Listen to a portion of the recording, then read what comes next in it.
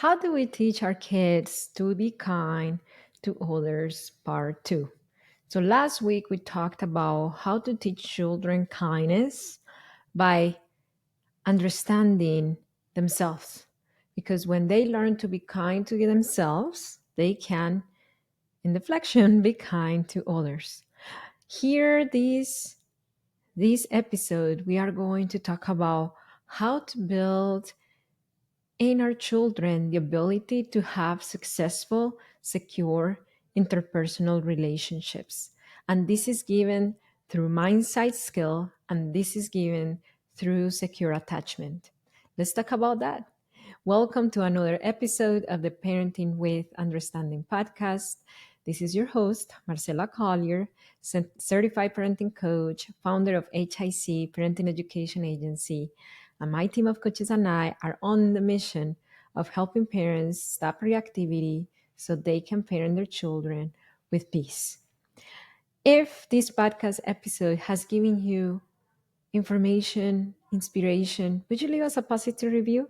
Just open the description and leave us a positive review, hopefully 5 stars, because that helps us get to more parents. How to teach our kids to have positive, good interpersonal relationships. We want our children to be respectful. We want our children to be loving. We want our children to be empathetic, to consider others, to not be selfish, to be selfless. We want our children to have good interpersonal relationships. And then we see our children struggling to share. We see our children struggling to be empathetic towards their sister, their friend, us. And we're like, I wonder if I'm doing a good job. Well, I want you to pat yourself on the back because you are doing a good job. Children are not born with these skills, with the skill of empathy, with the skill of relating to one another peacefully. These are skills that are developed as their brain grows.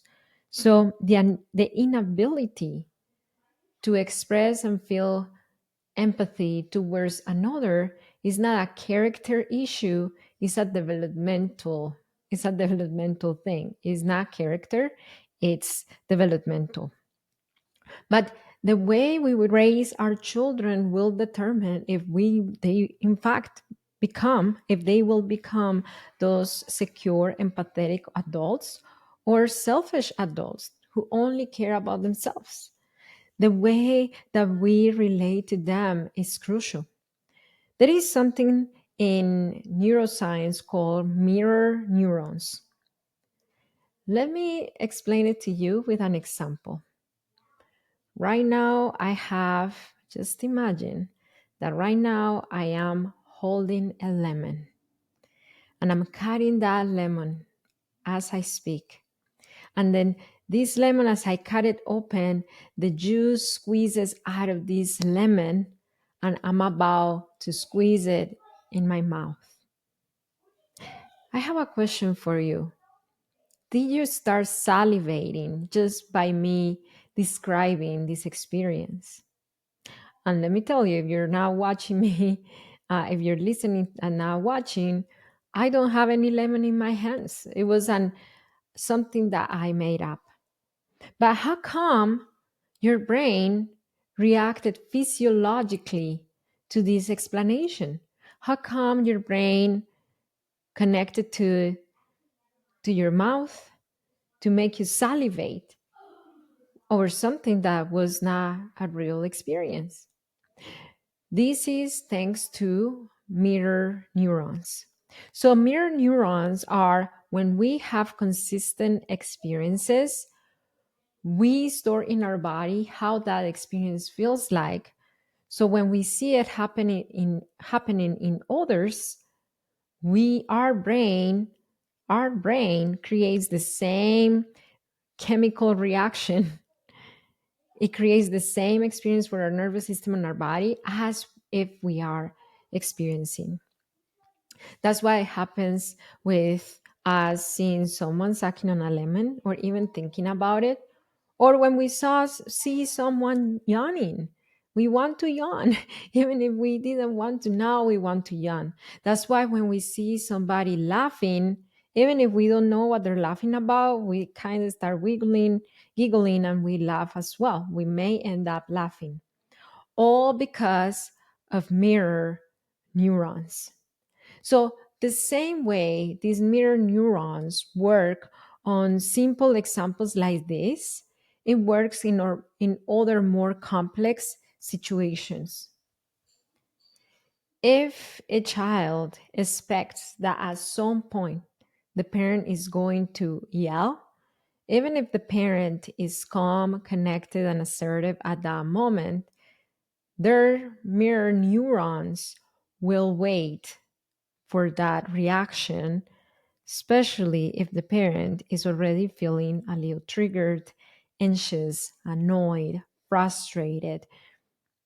The mirror neurons will connect to that and not so much to the volume and the tone of voice. Children connect to our nervous system way more than what they connect to the logic of our words. If we are triggered, they will end up feeling triggered. Doesn't it happen to you that the mornings that you are the most easygoing, that you feel that it's easy for you, is easy for your children as well?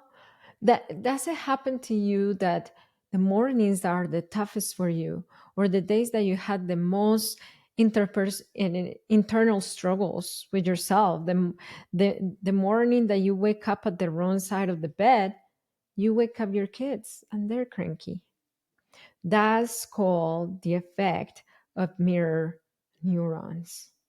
So if we want to create children, or if we want not create children, if we want to raise children who are kind, it's important to give them consistent experiences of kindness and peace, so their mirror neurons will fire up, fire up calmness and peace when they are in a relationship with another. If their consistent experience in an interpersonal exchange is stress, overwhelm, and reactivity, when they are in a relationship with others, even if that other is not triggered yet, that relationship will feel that way to them, because that's what they learned, what they're prepared for. So those are mirror neurons. Now, you might say, Marcela, it's so hard to not lose it when I've already told them a million times to brush their teeth and go to bed. If that's you and you want to become a secure parent, a secure, calm, connected parent who is not a perfect parent, but who is a parent who can provide those safe and consistent good experiences in your kids to create those gray mirror neurons, I have an invitation for you. I created a free class that you can find now on my website, hicparenting.com, hicparenting.com. And on that free class, I will share with you the same parenting with understanding system that we teach our coaching clients to break away from reactivity and bring peace to their parenting so they can raise secure children. You can access it right now. This is a free class. I'm going to leave the link in the description, or you can go to our website, hicparenting.com. So it is important to create those positive mental models. According to Dr. Daniel Siegel, this is directly related to building secure attachment with our kids. So, what is secure attachment? Secure attachment is basically how safe or unsafe children see relationships, how safe or unsafe children see the world. And they create this perception of relationships based on the first relationship they ever had, which is the relationship they have with you. So there are two kinds of attachment. There is secure attachment and there is insecure attachment. And this is in enough itself a huge topic that we cover in a few weeks with our coaching clients. And I could create a separate a separate class to cover this topic of secure attachment or an insecure attachment. But just to give you an overview of how it is through an example, imagine an island. Imagine you are in that island, and sometimes, and that island that is in charge of providing for you, that is in charge of keeping you safe. Let's just say that that island is predictable at providing for you and keeping you safe. That island is safe to build a shelter there, is safe to live.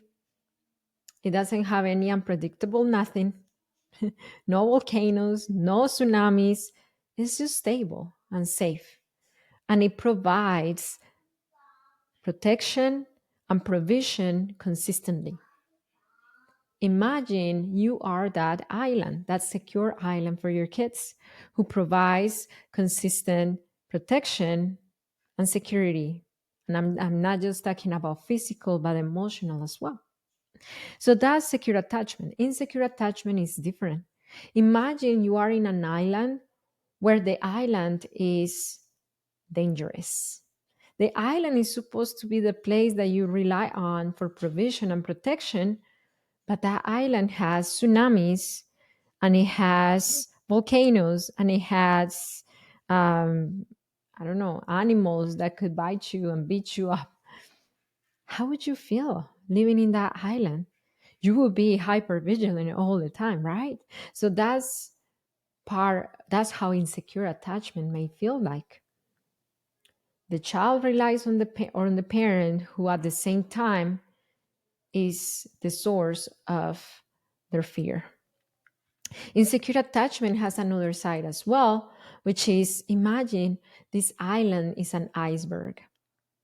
It doesn't directly attack you, it doesn't directly try to eat you up, but it's so cold and deserted and icy and distant that it doesn't feel safe.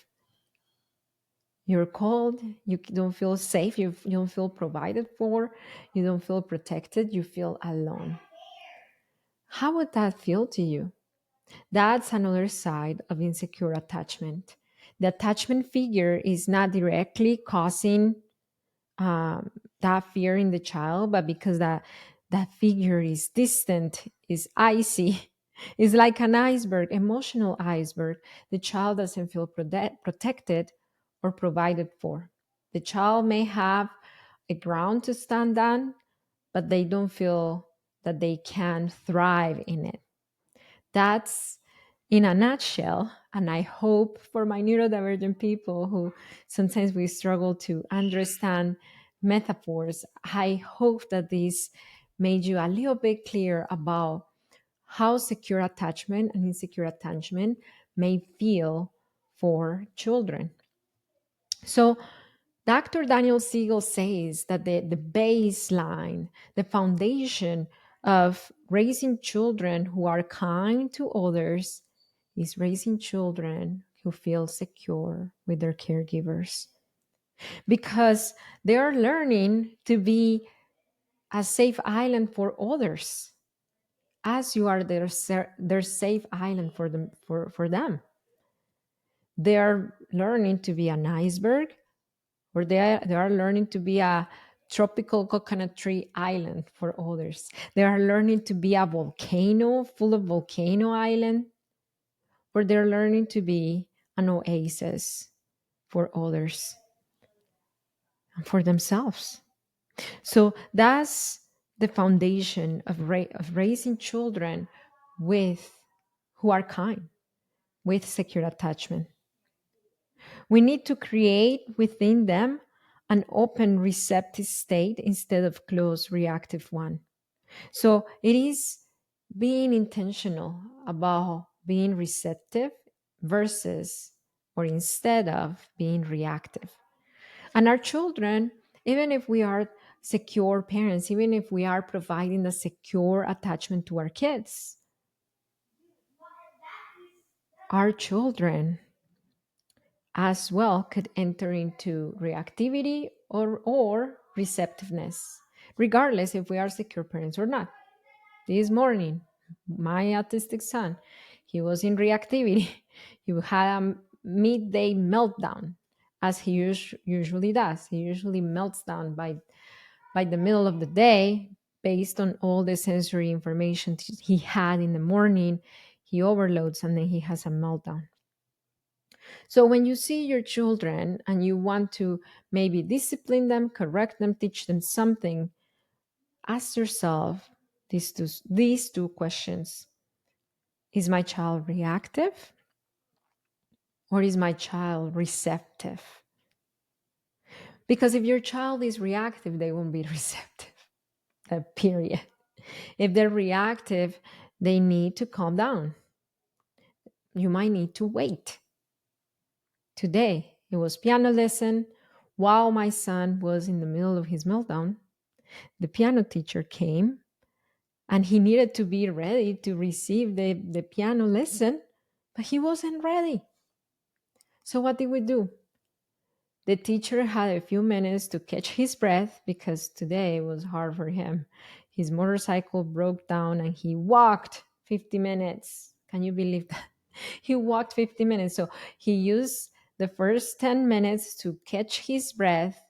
And I used those first 10 minutes to co-regulate with Santi. We did some regulatory play, playing Legos, connecting through play.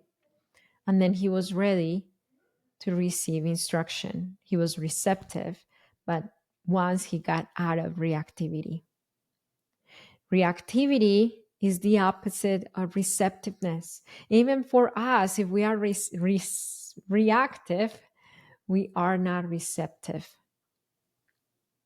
When you're struggling, ask yourself, am I reactive? Yes. How can I get myself to receptivity? Maybe just taking a deep breath would not do it. A lot of our coaching clients don't have taking the breath is not enough for them.